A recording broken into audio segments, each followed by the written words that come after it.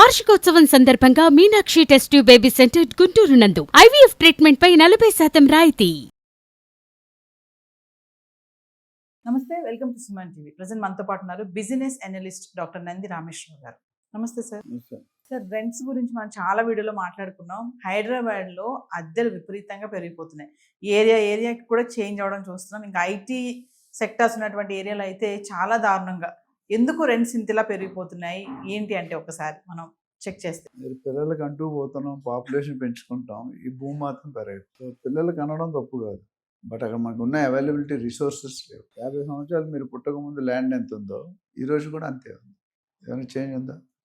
ఎప్పుడు అడుగుతాను, ఎప్పటికీ పెరగంది ఏంటంటే భూమి, ఎప్పటికీ పెరిగేది పాపులేషన్, ఎప్పటికీ తిరిగి రాంది టైం. అంతే కదా, మూడు మీ కంట్రోల్ నా కంట్రోల్. ఇక్కడ ప్రత్యేకంగా రెంటల్ అనేది ఒక పర్టికులర్ జోన్లో పర్టికులర్ ఏరియాలో మాత్రమే పెరుగుతున్నాయి. మిగతా దాంట్లో కూడా పెరుగుతున్నాయి.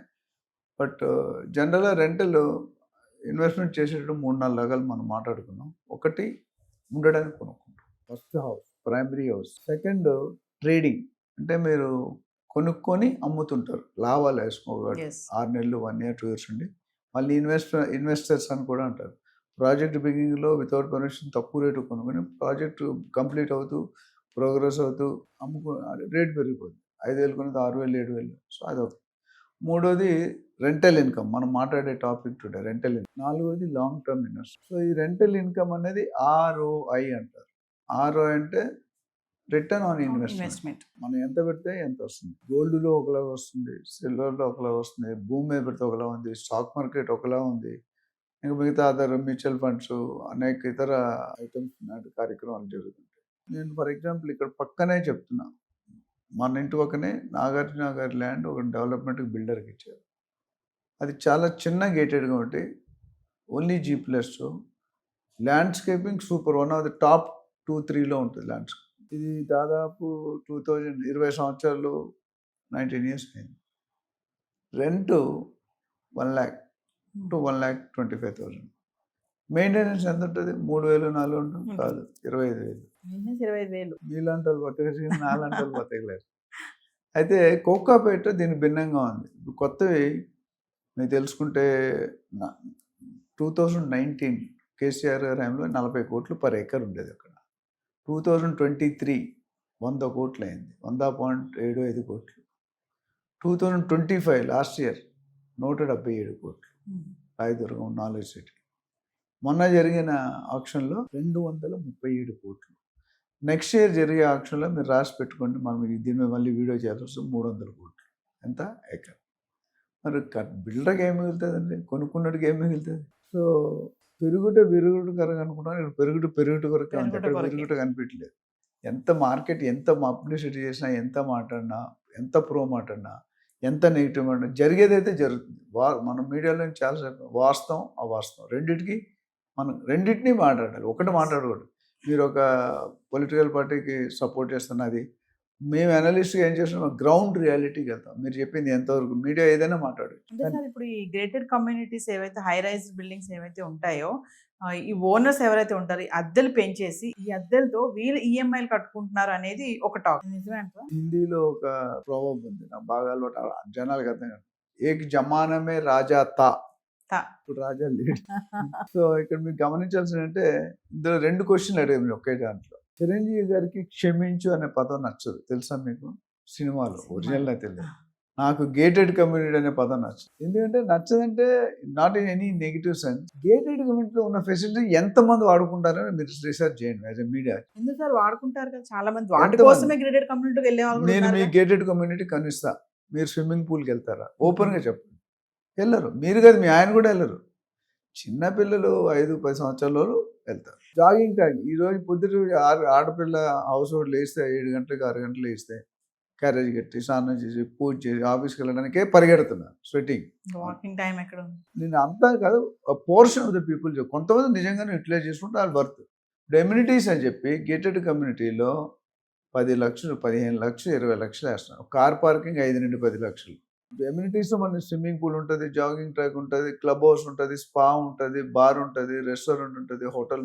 ఇందులో మనం హౌస్ హోల్డ్ యావరేజ్ 50,000 నుండి ₹1,00,000 శాలరీ తెచ్చిన వాళ్ళకి నాకు తెలిసి they don't have that much luxury time, ఇంకా వాటిని యూటిలైజ్ చేసుకునే టైం లేదు, కానీ మీరు పే పే చేస్తున్నారు చేస్తున్నాం. వాడుకొని. సో అది ఎంత అవసరం అనేది మనం నిర్ణయించుకోవాలి. ఇప్పుడు యంగ్ కపుల్ ఉన్నారు, మన లేడీస్ సౌత్ ఇండియాలో కలిసి ఉంటే ladies urgent doesn't go out side, బయట అన్నీ చేయరు.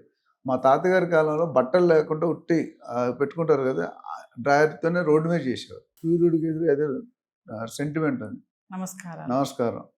సో అట్లా ఇప్పుడు ఏంటంటే రెంట్లు ఎందుకు పెరుగుతున్నాయంటే కాస్ట్ ఆఫ్ బయింగ్ ఎక్కువ, cost of buying to maintenance ఎక్కువైంది.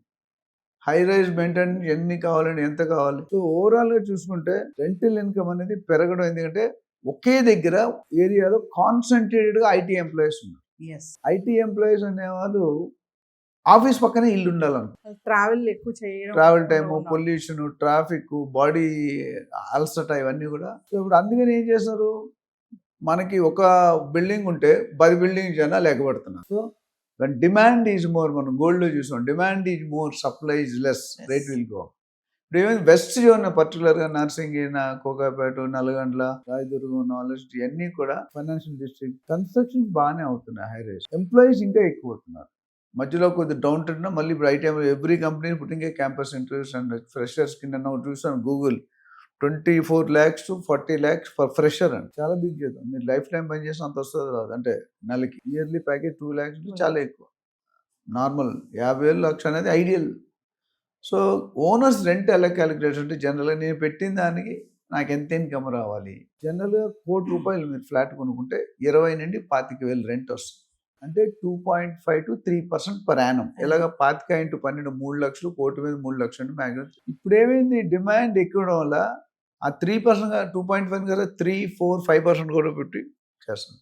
మెయింటెనెన్స్ అనేది ఎప్పుడు కూడా టెనెంట్ కట్టుకోవాలి, ఓనర్ కట్టు. So they don't bother much, రెంట్కి ఇచ్చేవాళ్ళు. ఉన్నవాళ్ళు ఇన్నోవేటివ్ ఫేస్.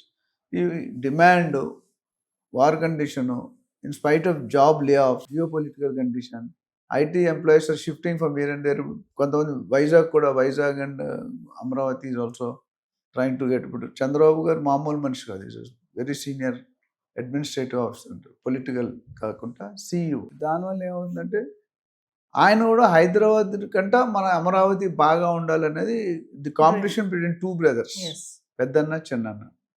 అక్కడ కూడా చేసినప్పుడు డెవలప్ అయినప్పుడు ఐటీ కంపెనీ వచ్చినప్పుడు, so the demand is still going up in spite of so many jobs removal. IT వాళ్ళు ఎక్కడ తగ్గట్లేదు. ఇంకో మాట అడిగారు, మీరు అమ్ముకుంటున్నారు అంటే కొనుక్కొని వాళ్ళు బయట ఉండి రెంట్. ఇప్పుడు లగ్జరీ లైఫ్కి అలవాటు పడ్డాం. నాకు మన అరకేలో 30,000 మంది తీస్తారు, 12,000 మంది ఇండియన్స్. వాళ్ళు టాప్ 5 లక్షలు 10 లక్షలు శాలరీ పర్ మంత్. ఇండియాలో ఎక్కడ దొరుకుతాయి? సో వాళ్ళు ఏం చేస్తారు, అక్కడ ఆ శాలరీస్ ఉన్నప్పుడు మంచిగా 2 లక్షలు ఈఎంఐ, 3 లక్షలు ఈఎంఐ పెట్టుకుని. ఇప్పుడేమైంది, జాబ్ పోయింది, లేదా 10 లక్షలు 2 లక్షలకు వచ్చేసాడు. అలవాటు చేసుకోవడం, అలవాటు చేసి మానుకోవడం చాలా. ఒక మనిషికి పవర్ ఇవ్వచ్చు, పవర్ ఇస్తే రెక్కలు తీసిన పక్షిలాగా అయిపోతాడు.